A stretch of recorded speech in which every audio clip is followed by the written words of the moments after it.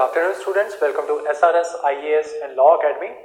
पिछली जो हमारी क्लास थी उसमें हमने जो है सेलिएंट फीचर्स और जो मेकिंग ऑफ कॉन्स्टिट्यूशन जो है वो ख़त्म कर चुके थे। और पिछली क्लासेस में मैंने आपको जो है 2 क्वेश्चंस जो हैं वो लिखने के लिए दिए थे, ठीक है। जो दोनों क्वेश्चन जो है ये आपके प्रीवियस ईयर क्वेश्चन जो है आपके UPSC के उसमें से दिए थे मैंने आपको, और क्वेश्चन जो है वो मैंने आपको नोट डाउन करवा दिए थे। आज दोबारा करवा दूंगा, और अगर किसी बच्चे ने जो है डायरेक्टली ये क्लास देखने आ गया है तो आप जो है क्वेश्चन नोट डाउन कर लो और पिछली क्लासेस जो है उनको देख लो, और फिर उसके बाद जो है क्वेश्चन वीडियो को यहीं पे पॉज करके क्वेश्चन नोट डाउन करके वीडियो को पॉज करके देन आप जो है अपने आंसर्स जो है उनको ट्राई कर लेना, और उसके बाद जो है वीडियो को दोबारा से देखना। आपको पता चल जाएगा कि कहाँ पे आपने गलती की है, और अगर आपने आंसर सही लिखा है तो कितना सही लिखा है, ठीक है।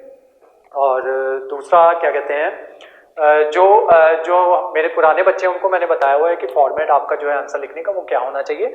लेकिन क्योंकि जो हमारे जो बैचेस जो होते हैं ना, क्योंकि हमारा जो बैच होता है वो सब्जेक्ट वाइज शुरू होता है। मान लो कि किसी बच्चे ने हमारे पास पहले AMC किया है, ठीक है।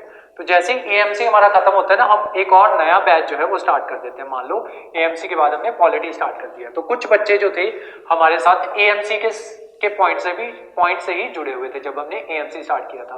अब वो बच्चों को पॉलिटी वाला बैच भी कर रहे हैं, वो AMC वाला उन्होंने ऑलरेडी किया हुआ है। तो जब हमने पॉलिटी वाला बैच स्टार्ट किया तो AMC वाले बच्चे जो थे वो हमारे साथ ऑलरेडी थे, ठीक है। अब जब पॉलिटी वाला स्टार्ट किया तो कुछ नए बच्चे ऐड हुए, ठीक है, न्यू बैच। उसके अलावा कुछ बच्चे जो है जुडिशरी वाले भी ऐड हुए हमारे साथ इस बैच में, ठीक है। तो उस वजह से अभी जब मैं दोबारा आपको करवाऊंगा तो मैं सारा प्रोसेस जो है कि किस तरीके से आपको आपका आंसर लिखना है वो दोबारा से करवाया जाएगा, ठीक है। और उसके अलावा जब मान लो जब हम नेक्स्ट अपना बैच शुरू करेंगे, मॉडर्न हिस्ट्री का करेंगे या फिर ज्योग्राफी का करेंगे, ठीक है। और उसके साथ आपका ये जो जनरल साइंस का बैच जो है ये भी जल्दी ही हम स्टार्ट कर देंगे, ठीक है। तो जब ये बैच स्टार्ट किया जाएगा तब हमारे पास ये वाले बच्चे भी होंगे, ये वाले भी होंगे, और कुछ बच्चे यहाँ पे भी ऐड होंगे हमारे साथ, ठीक है। तब जब मैं आपको आंसर लिखवाना स्टार्ट करूंगा कि किस तरीके से आंसर लिखा जाता है, तब फिर से एकदम जीरो से जो है वो बताया जाएगा, ठीक है। तो हर बैच में जो पहला आंसर जो होगा, जो पहली क्लास हुआ करेगी, वो हम बेसिक से स्टार्ट किया करेंगे कि क्या क्या चीज जो है वो आपको आपके आंसर में लिखनी होती है, ठीक है। तो जो पुराने AMC वाले बच्चे हैं उनको ऑलरेडी पता है, ठीक है, और जो उनसे पुराने हैं उनको भी ऑलरेडी पता है। तो आपका जो आंसर होता है वो उसको किस तरीके से लिखना होता है, सबसे पहले जो UPSC की जो आपको शीट आती है ना वो इस तरीके से आती है। ये आपकी शीट होती है, यहाँ पे मार्जिन होता है, यहाँ पे भी मार्जिन होता है, ठीक है, और ऊपर भी मार्जिन होता है, ठीक है। यहाँ पे जो होता है ये आपका क्वेश्चन आपको ऑलरेडी लिखा हुआ होता है, और ये व्हाइट शीट होती है, ठीक है। यहीं पे आपको जो है अपना आंसर लिखना होता है जनरली 250 वर्ड्स में। अदरवाइज ये बताया होता है कि कितने वर्ड्स में लिखना है, ठीक है। मैक्सिमम 250 वर्ड्स में आपको लिखना होता है, और मैं आपको शुरू से कहता हूं कि अपना वर्ड लिमिट जो होती है वो 250 ना रख के आप 300 रखा करो, ठीक है। और जब प्रैक्टिस करोगे ना, जब बार बार प्रैक्टिस करोगे तब आपको पता चल जाएगा कि मेरा आंसर 2 शीट्स में, मान लो अगर 2 शीट्स आपको लग रही है, 2 ही लगेगी वैसे तो यहां तक जो मेरा आंसर जो है वो खत्म हो रहा है, ठीक है। अगर यहां तक खत्म हो रहा है तो वेल एंड गुड। अगर आपका आंसर यहां तक खत्म हो रहा है ना, तो अपनी राइटिंग जो है उसको थोड़ा खुला कर दो, या फिर बीच में जो फ्लो चार्ट जो है वो बनाना शुरू कर दो। जब मैं आपको समझाता हूं तो मैं आपको फ्लो चार्ट्स के थ्रू ही समझाता हूं, ठीक है। मैं ब्लैक बोर्ड पे उतना कुछ लिखता नहीं हूं, हालांकि मैं ब्लैक बोर्ड बहुत ज्यादा गंदा कर देता हूं, लेकिन उतना ज्यादा मैं लिखता नहीं हूं, ठीक है। तो वो चीजें जो होती हैं वो फ्लो चार्ट के अकॉर्डिंग होती हैं, ठीक है। तो मैं जब करवाता हूं और जब मैं आपको नोट्स बनवाता हूं तो वो किसी और तरीके से होते हैं, ठीक है। तो उनको फ्लो चार्ट्स को थोड़ा सा यहाँ पे बनाना शुरू कर दिया करो, क्योंकि मैं उसी फ्लो चार्ट में जितनी भी बात आपको बतानी होती है वो वहीं पे समझा देता हूँ, ठीक है। तो वो जो फ्लो चार्ट्स होते हैं, अगर आपकी जगह जो है वो यहाँ पे कम हो रही है तो उन फ्लो चार्ट्स को भी यहाँ पे बनाना शुरू करो। जब हिस्ट्री कर रहे थे तब मैंने आपको बताया था कि डायग्राम जो है उनको बनाया करो, मैप जो है उनको बनाया करो, ठीक है। तो सेम पॉलिटी में जो है, पॉलिटी में क्योंकि आपके पास डायग्राम जो है वो नहीं होते, आगे जाके डायग्राम बनाने भी सिखाऊंगा जब पंचायती राज करेंगे या हम पार्लियामेंट वगैरह करेंगे या कुछ ऐसी चीजें करेंगे, या गवर्नेंस जो होती है, गवर्नेंस में डायग्राम्स बन जाते हैं बहुत से, ठीक है, वो बनाने भी सिखाऊंगा आपको, ठीक है। फिलहाल यहाँ पे फ्लो चार्ट जो है वो बना दिया करो, ठीक है। तो उससे आपकी ये जो स्पेस जो है वो बच जाएगी, ठीक है, मतलब बचेगी नहीं। हमें कोशिश ये करनी है कि हम जो है अपनी स्पेस जो है वो ना बचाएं। जितनी हमें स्पेस दी गई है, दो पेजेस की स्पेस दी गई है, हमें 2 पेजेस में उस चीज को फुलफिल करना ही है। जो आपकी PPSC आपको शीट देती है वो ऐसी होती है, ठीक है। ये आपका मार्जिन होता है, यहाँ कोई मार्जिन नहीं होता, ऊपर आपका मार्जिन होता है, ठीक है। यहाँ पे डॉट से ऐसे करके PPSC लिखा होता है, पेन से PPSC, ठीक है। आपकी शीट लाइनों वाली होती है ऐसे, ठीक है। और ये भी एटलीस्ट 2 शीट जो है वो आपको होती है आपके लिए, ठीक है। ऐसे मार्जिन नहीं होता, आपका जो क्वेश्चन पेपर होता है अलग से आपको क्वेश्चन पेपर प्रोवाइड करवाया जाता है, वहां पे स्पेशली लिखा होता है कि यहां से यहां तक जो है आपको वो करना है, ठीक है। कि सॉरी इतना वर्ड्स जो है वो आपकी वर्ड लिमिट है, कितने वर्ड्स में आपको लिखना है, ठीक है। तो ये हो गया आपका कि किस तरीके से आपको जो है, अब कितना खुला आपको आंसर लिखना है वो आप पे डिसाइड करता है। और कोशिश यही रहनी चाहिए आपकी कि जितना आपको शीट दी हुई है उतनी उस शीट को भरो, ठीक है।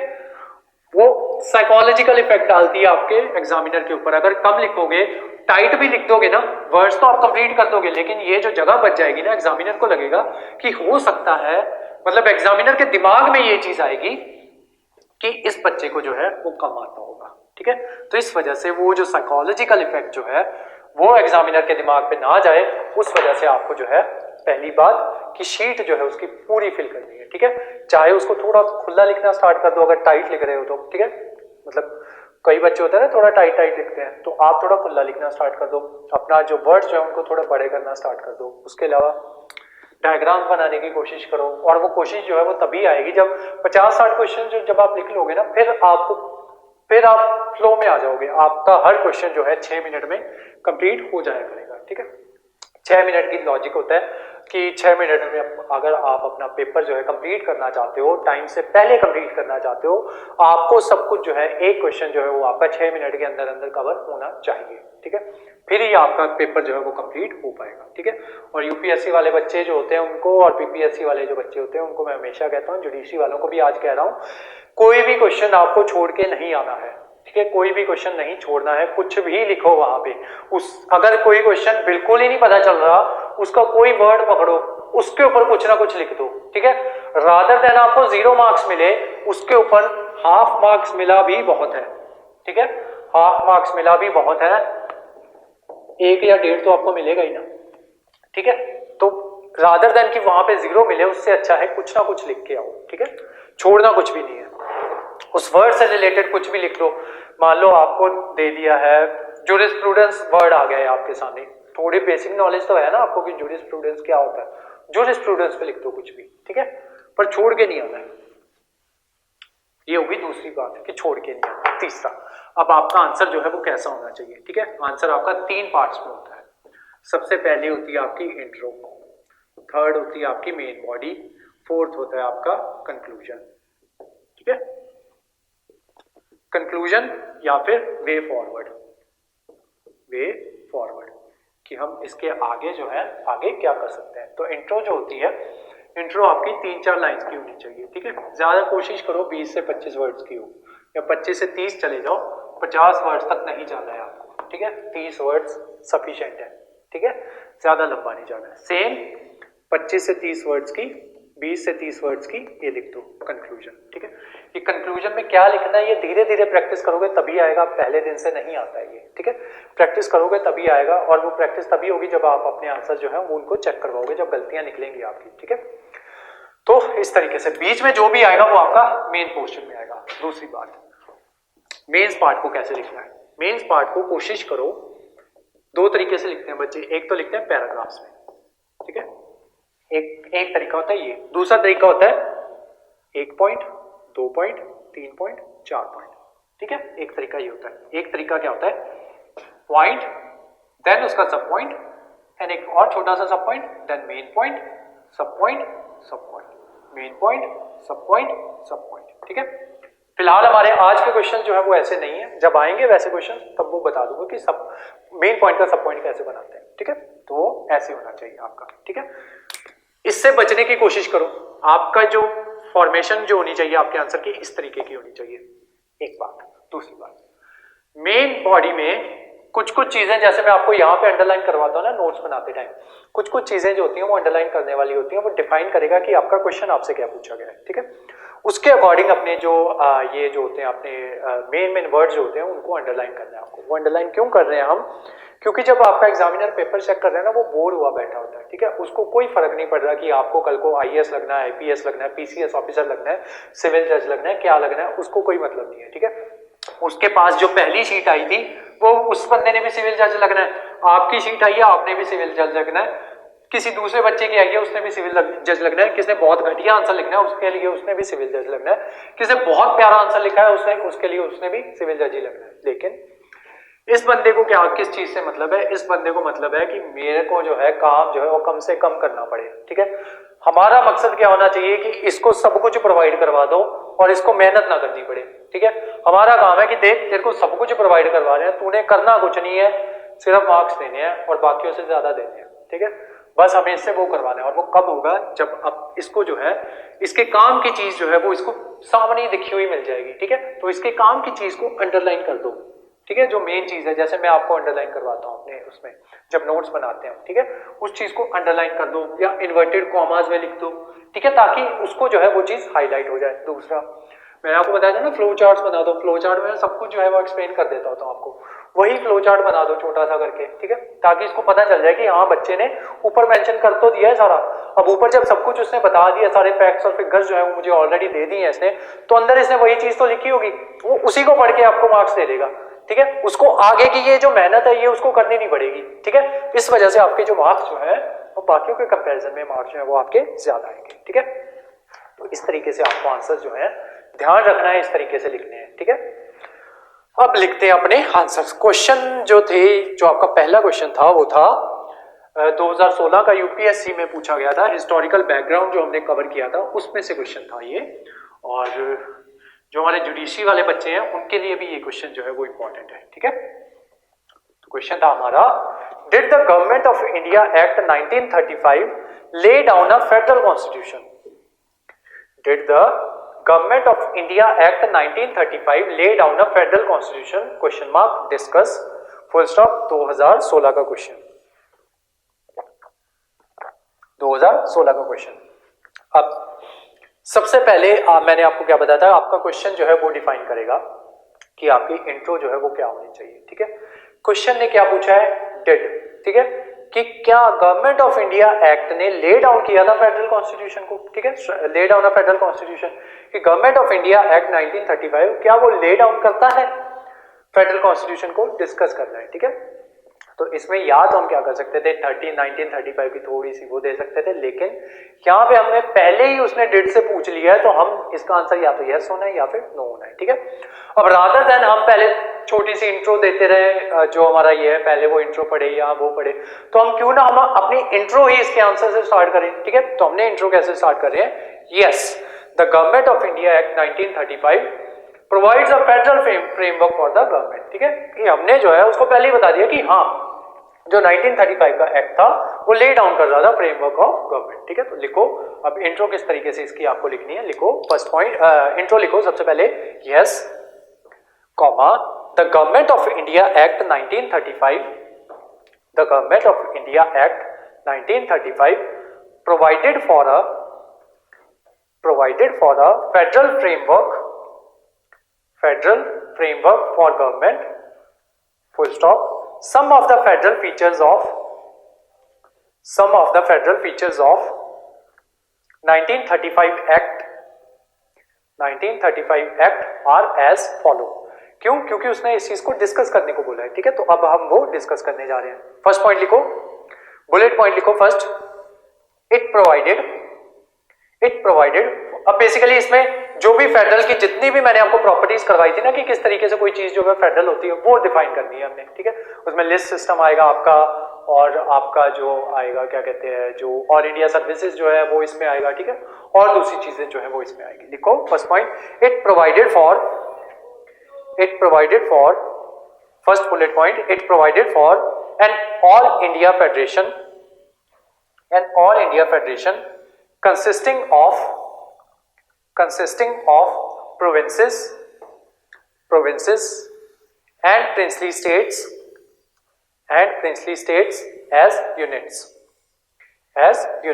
full stop। next point, it divided the subjects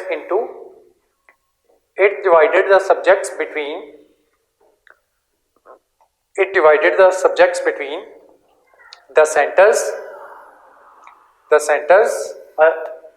दोबारा लिखो, it divided the subjects between the center it divided the subjects between the center and units into colon. अब बनाओ फर्स्ट सब पॉइंट बनाओ. ठीक है, ये आपका मेन पॉइंट आ गया. It divided the that into, अब यहाँ पे फर्स्ट बुलेट पॉइंट मतलब सब पॉइंट. सबसे पहले लिखो फेडरल लिस्ट. इसमें लिखो subjects over which federal legislative had executive power of legislation. For example, external affairs, military, currency, etc. Full stop.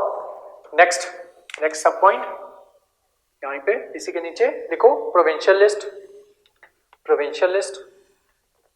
Subjects over which, अब यहाँ पे ये गलती नहीं करनी है कि यहाँ पे यूनियन लिस्ट लिख दो, सब्जेक्ट लिस्ट लिख दो. ठीक है, कॉन्करेंट लिख दो, क्योंकि 1935 में उनका तो मेंशन है ही नहीं. मेंशन किसका है? फेडरल लिस्ट का, प्रोविंशियल लिस्ट का और कॉन्करेंट लिस्ट का. ठीक है, तो जो नाम वहां पे मेंशन है वही नाम लिखने हैं. लिखो provincial list. Subjects over which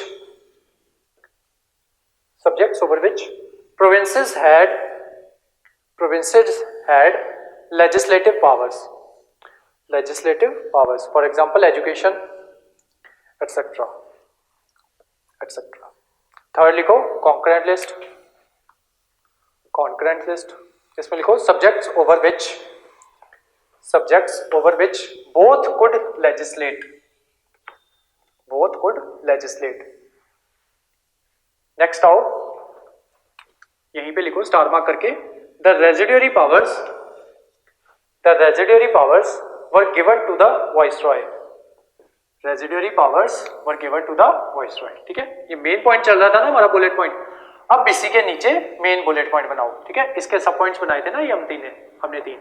हाँ, अब इसका मेन पॉइंट बनाओ. Next, it provided for the establishment of Federal Public Service Commission, जो आज का यूपीएससी है. ठीक है, federal public service commission, comma joint public service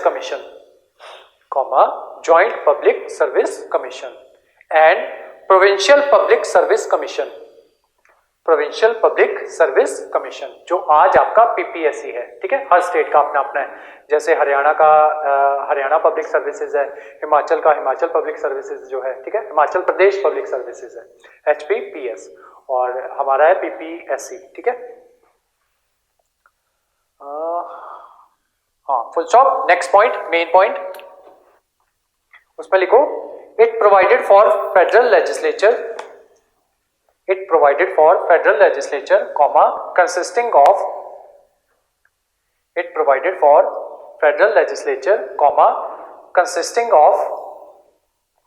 House of Assembly and Council of States at the center. House of Assembly क्या था आपका? ये था आपका लोकसभा. काउंसिल ऑफ स्टेट क्या था आपका? राज्यसभा. ठीक है, जो आज का राज्यसभा है. It provided for federal legislature, comma consisting of House of Assembly and Council of State at the center. Full stop. Next main point. It provided for the establishment of. ये बनाया आपका मेन पॉइंट आगे. Provided for the establishment of. Next सब point, सबसे पहले लिखो federal court, जो आज का आपका सुप्रीम कोर्ट है. नेक्स्ट पॉइंट, फेडरल बैंक, जो आज का आपका रिजर्व बैंक ऑफ इंडिया है. ठीक है, इतना करके ये आपकी मेन बॉडी खत्म हो गई. अब लिखो कंक्लूजन. उसमें लिखो हाउएवर. अब देखो कंक्लूजन किस तरीके से लिखना होता है. लिखो however, comma the establishment of the all India federation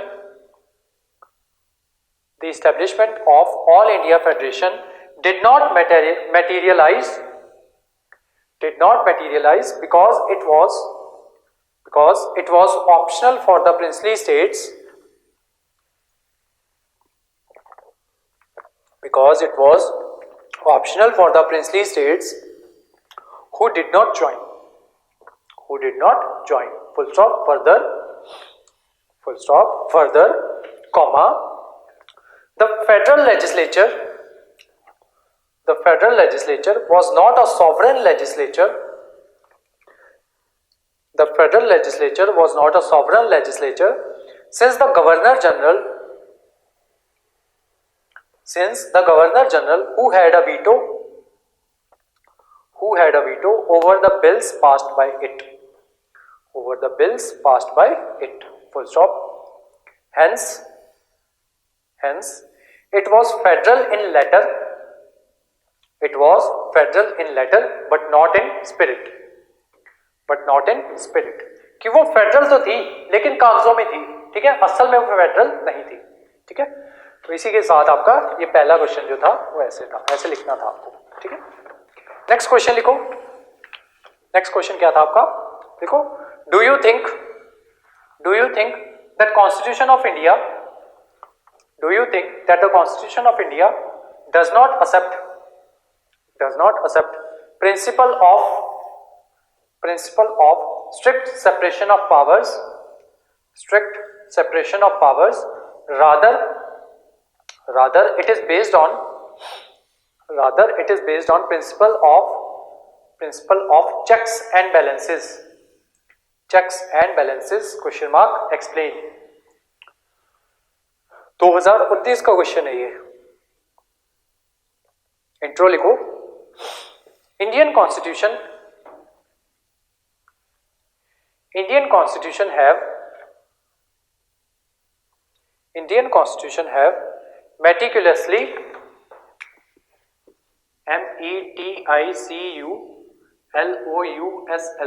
meticulously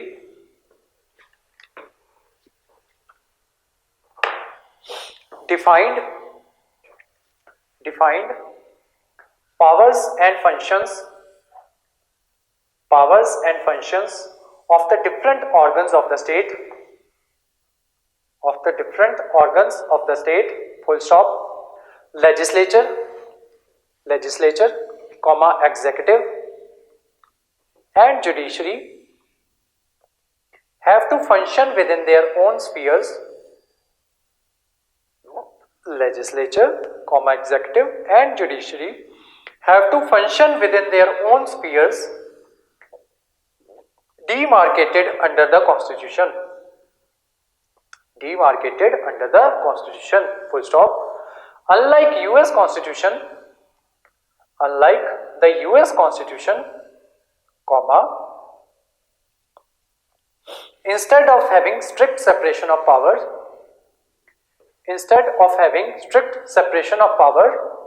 India follows the principle of checks and balance. Unlike the US constitution, comma, instead of having strict separation of power, India follows the principle of checks and balance को inverted commas में रखो, which is evident from various constitutional provisions dealing with executive, legislative and judicial organs, full stop। अब लिखो main body, लिखो first point, the executive power of the state is exercised by the president. The executive power of the state is exercised by the parliament, comma, who acts on the advice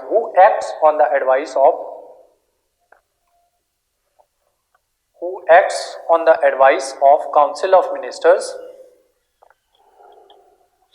headed by Prime Minister, full stop। However, साथ ही में है however, comma, according to Article 75, comma, the Council of Ministers with the responsibility of forming with the responsibility of forming policies and implementing them are the members of parliament and responsible to Lok Sabha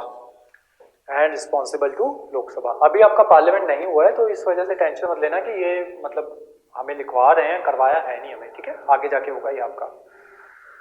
main बात जो है वो checks and balances की समझानी थी मैंने आपको, ठीक है, मतलब समझा मैंने दी थी बेसिकली। उसका आंसर जो है जब आपका कॉन्स्टिट्यूशन जो है वो अच्छे से आप कर लोगे ना, आंसर फ्रेमिंग जो है वो आपसे तभी हो पाएगी, ठीक है। लिखो फुल स्टॉप, नेक्स्ट पॉइंट लिखो, under the constitutional provision comma parliament in India includes the Lok Sabha, comma the Rajya Sabha and the president जो आपकी पार्लियामेंट होती है ना, तीन चीजों से मिलकर बनती है, लोकसभा, राज्यसभा और प्रेसिडेंट से, ठीक है, याद रखना। Full stop, next point parliament, next point sorry full stop के आगे ही लिखो parliament comma the legislative body comma has the head of executive as its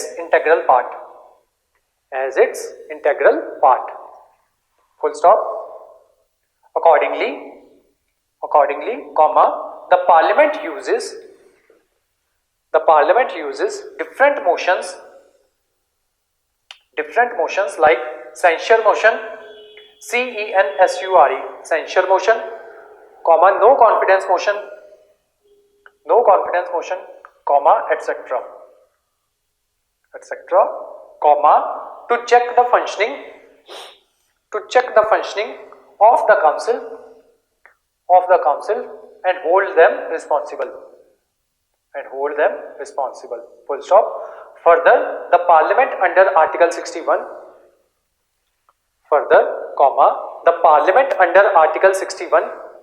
comma can impeach the president for violating the constitution, और president को सिर्फ इसी condition पे remove किया जा सकता है अगर वो कॉन्स्टिट्यूशन को वायलेट करे तो इम्पीच किया जा सकता है, remove the impeach, violating the constitution, full stop. Next point, within the constitutional provision India has an independent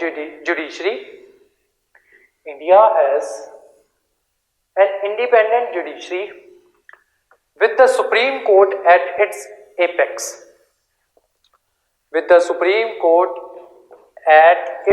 apex, full stop.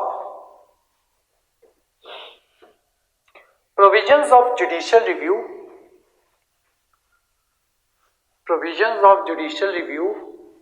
and writ under Article 32 and 226 empowers the Supreme Court and High Court, respectively to check the constitutional validity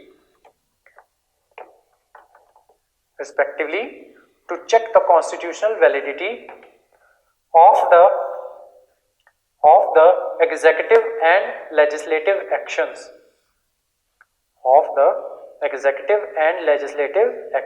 full stop. Next point, independence of the judiciary has been ensured in the constitution,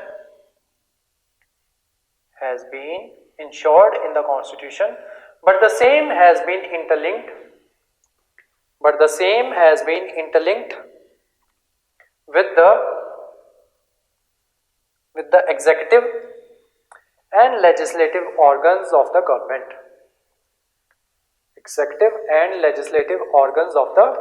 Executive को short में ऐसे लिख लिया करो, executive and legislation को ऐसे लिख लिया करो, legislative organs of the government, full stop. Next point, for instance appointment and transfer of judges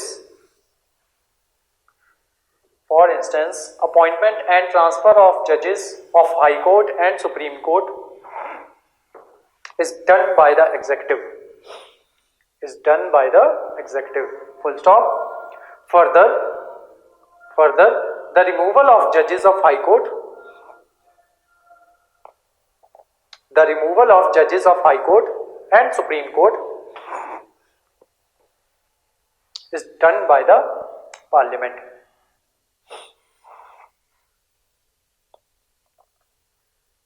Full stop. Next point. Idea behind the doctrine of separation of powers. Idea behind the doctrine of separation of powers is to create separate power center. ये next point नहीं था, ये आपका conclusion है. Idea behind the doctrine of separation of powers is to create separate power centers. Rather than having all the power concentrated in a single institution. Full stop. Though on the whole, WHOLE, comma, the doctrine of separation of power in the strict sense, strict sense, is not possible in modern political system. Comma, its value lies in emphasis of checks and balance, comma, which are necessary to prevent abuse of power and uphold the rule of law. Full stop. All three of them are strong pillars of India, which support and strengthen each other.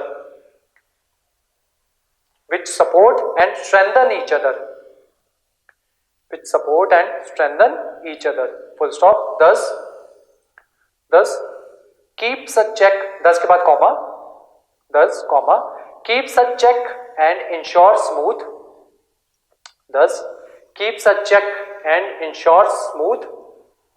functioning of the whole system and the nation. Full stop. ठीक है. उसके अलावा मैंने आपको intro और conclusion जो है वो काफी लंबा लिखवाया है ताकि आप इसके 2-3 कंक्लूजन जो है वो बना सकें. ठीक है. तो ये 2-3 पिछले बच्चे जो है उनको मैंने बता दिया था, आपको बताना भूल गया था. जो भी आपको मॉडल आंसर्स लिखवाऊंगा ना, उसके कंक्लूजन और जो इंट्रोज होंगी वो थोड़ी लंबी होंगी. ठीक है. अदरवाइज आपको 20-20, 25-25 वर्ड्स की ही 25 से 30 वर्ड्स तक की ये जो है आपको कंक्लूजन और इंट्रो जो है 20 से 25 वर्ड तक ही आपको रखनी है. ठीक है. मैं ज्यादा लंबी इसलिए लिखवा रहा हूँ ताकि आपको आगे भी कहीं ना कहीं पे ये जो ये है आपकी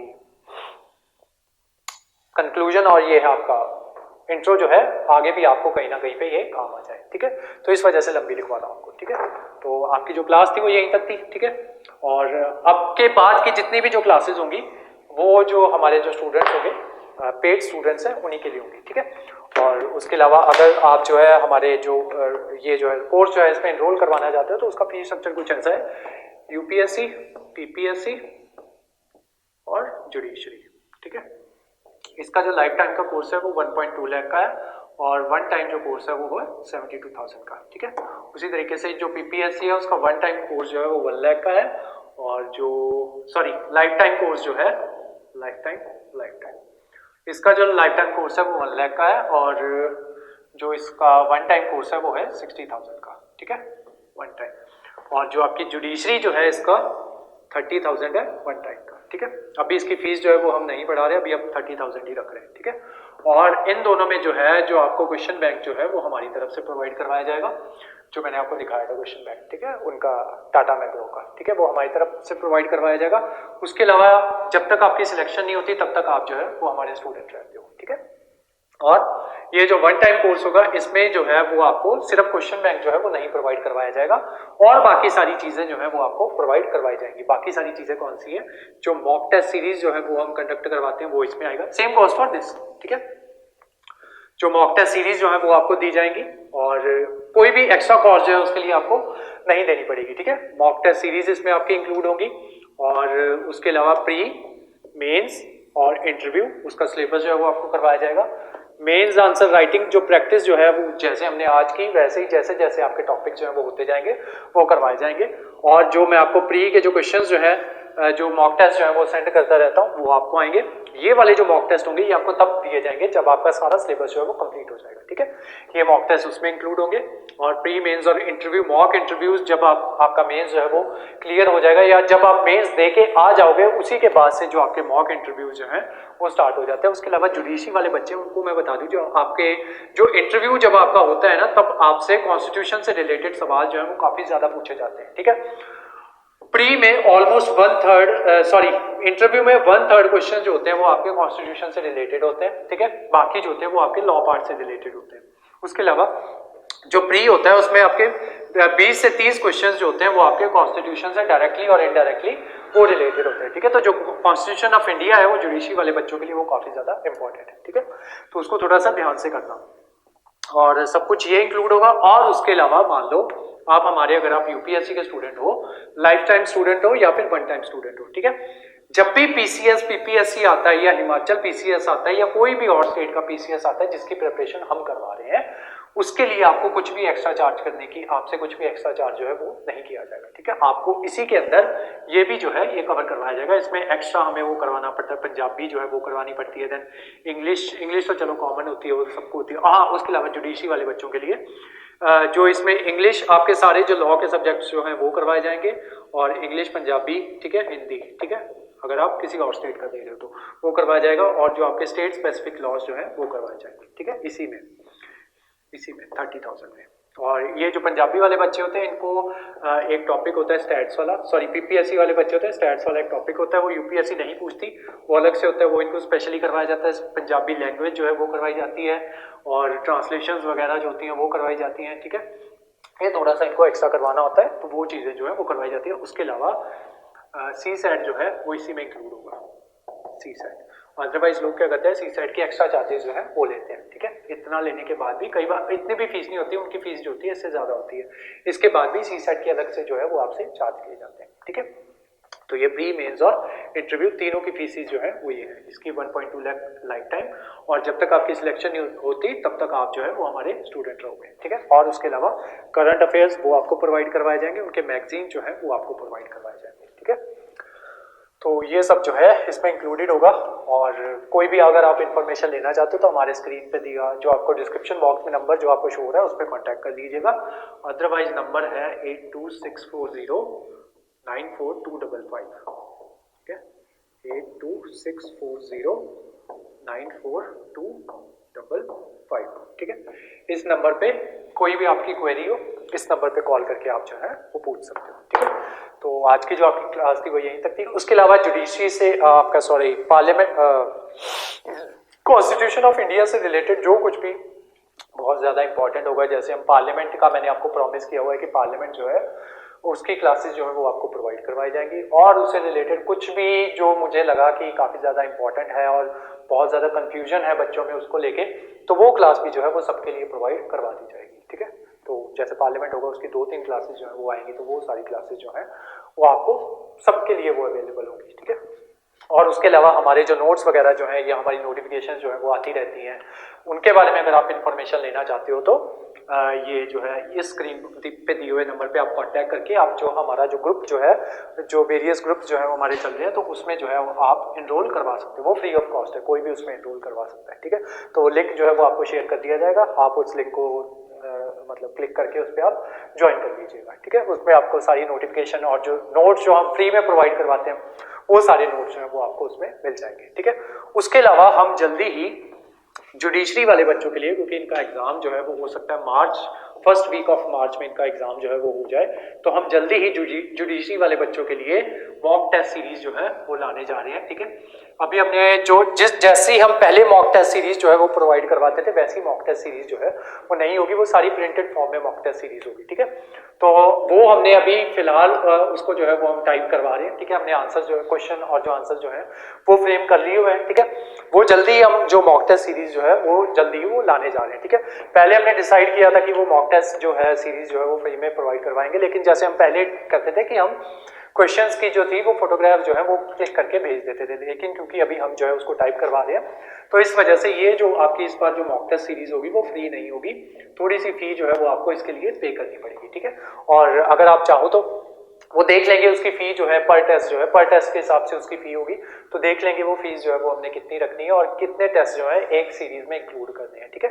वो सारा जो है एक बार जो ये जो है आपके क्वेश्चन जो है वो सारे वो हो जाए, टाइप हो जाए, फिर उसके बाद जो है हम वो है पूरा उसकी जो एक नोटिफिकेशन जो है वो हम अपने ग्रुप में निकाल देंगे और YouTube पे भी उसके बारे में हम बता देंगे। ठीक है, तो उसमें जो होगा ये जो जितनी भी इसकी फी बनेगी वो अगर आप ऑनलाइन लेना चाहो तो ऑनलाइन भी ले सकते हो ये सीरीज को, और अगर आप चाहो कि प्रिंट करवा के अब आपको जो है वो सीरीज जो है वो मेल कर दे तो वो आपको मेल भी कर दी जाएगी, लेकिन उसमें जो मेल चार्जेस जितने भी होंगे वो आपको एक्स्ट्रा पे करने पड़ेंगे। ठीक है, तो जितना ये फी जो होगी, ये जो नॉर्मल मॉक टेस्ट की जो फी होगी वो सबके लिए सेम होगी। ठीक है, अगर कोई हमसे आके यहाँ पे आके मतलब इसमें प्रिंटिंग के चार्जेस जो है वो इंक्लूड नहीं होंगे। ठीक है, तो वो प्रिंटिंग के चार्जेस जो है इसी में करके ही आपको जितनी वो फी उसकी बनेगी वो बताएंगे। ठीक है, तो जितनी वो बनेगी वो तो सबको देनी पड़ेगी, चाहे कोई ऑनलाइन ले रहा है या फिर कोई ऑफलाइन ले रहा है। ठीक है, वो तो दोनों को देनी पड़ेगी। हाँ, अगर मेल करवाना है तो उसका जो मेलिंग चार्जेस जो होंगे वो आपको एक्स्ट्रा पे करने पड़ेंगे। ठीक है,